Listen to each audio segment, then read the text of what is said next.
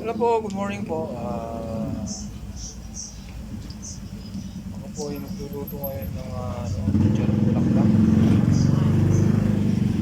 Ayan po, pampabata.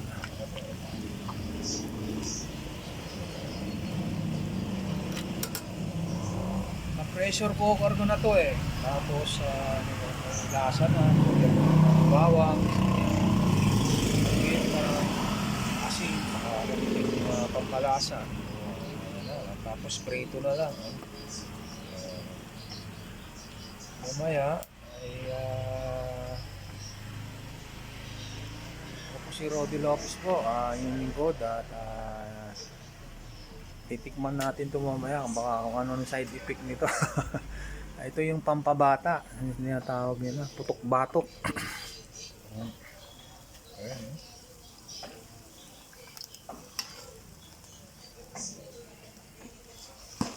Ito ko po sa niluto sa kahoy para mas malasa.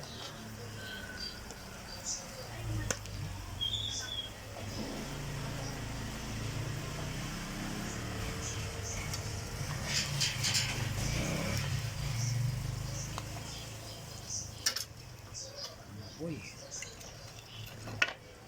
Natin ng malakas na apoy para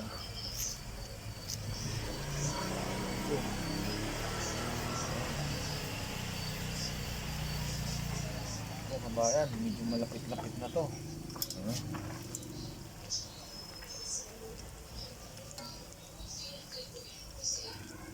Ito po yung chicharong bulaklak ng baboy. Opo.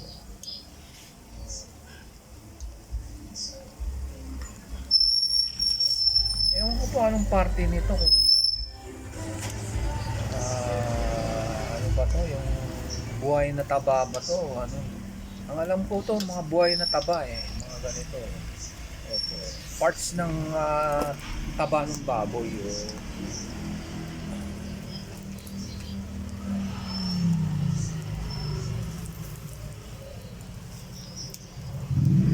Yan po, yung tenga naman ng baboy. Lambot po yan kasi na-pressure cooker ko po ng mga 45 minutes yan kaya sobrang lambot.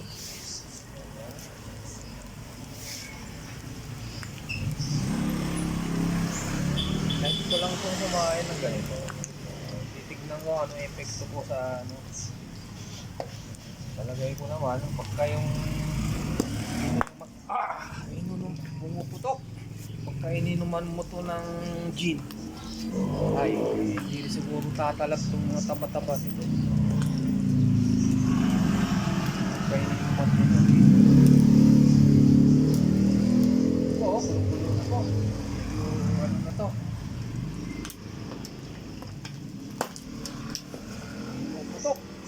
pumuputok kabayan.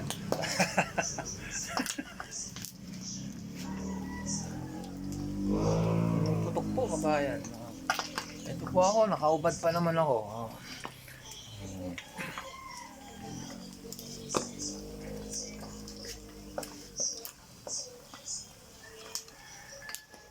Ayan, luto na to.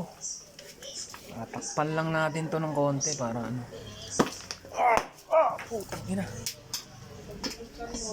Oo. Talagang pumuputok pala talaga to. Oo. Delikado.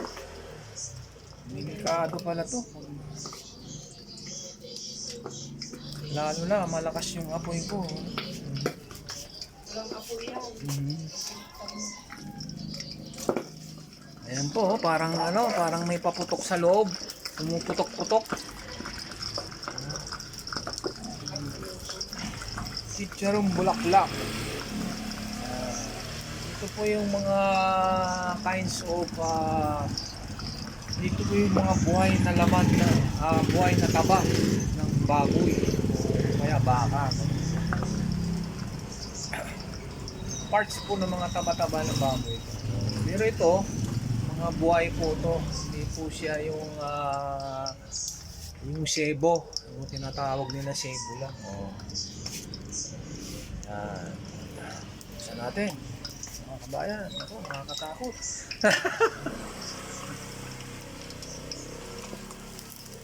Yan. Okay na, kabayan. Oo, medyo malutong na to. Oh, nakaubad pa naman ako. Dapat pala, ano, pag nasa bahay kasi ako, nakaubad lang ako kasi mainit. Opo. Lalo ngayon, from February to May, nako, sobrang init po at kailangan po, iinom po tayo ng maraming tubig. At ang average po, maximum ng heating ng ating atmosphere ay magiging hanggang 40 degrees Celsius. Biro mo po yun, no? Eh, ang katawan natin, ang kaya po ng katawan natin eh, hanggang 37 lang po. So above na tayo sa katawan natin na kaya niyang i-adapt yung init. So kailangan po mga kabayan, hanggang Mayo po, magiinom po tayo ng maraming tubig. Maraming tubig lang po. Ayan po mga kabayan, medyo malutong-lutong na to. Pumuputok-putok na eh, nakakatakot na kita eh.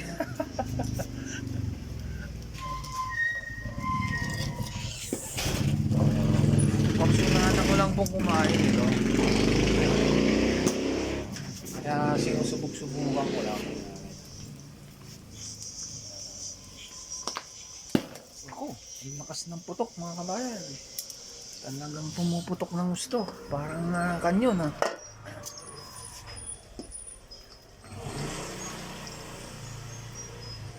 Po, maya po yan, luto na po yan, oh.